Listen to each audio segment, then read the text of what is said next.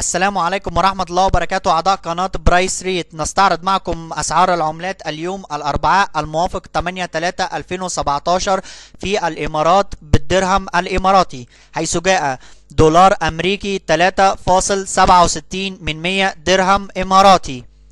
يورو 3.88 درهم إماراتي،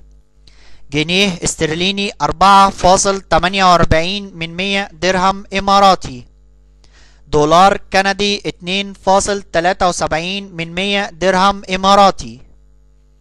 دولار استرليني 2.78 درهم إماراتي، ين ياباني 3 درهم إماراتي، جنيه مصري 20 درهم إماراتي،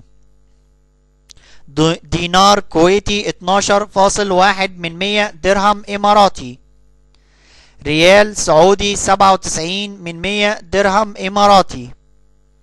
جنيه سوداني 57 درهم إماراتي، دينار جزائري 3 درهم إماراتي،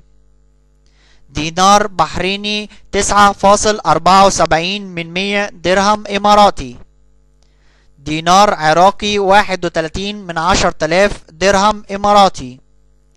دينار أردني 5.18 درهم إماراتي، ليرة لبنانية 24 درهم إماراتي، دينار ليبي 2.62 درهم إماراتي، درهم مغربي 36 درهم إماراتي، ليرة سورية 1 درهم إماراتي، شيلن صومالي 63 درهم إماراتي، ريال عماني 9.53 درهم إماراتي، ريال قطري 1.85 درهم إماراتي، دينار تونسي 1.60 درهم إماراتي، ريال يمني 1 درهم إماراتي، فرانك جيبوتي 2 درهم إماراتي.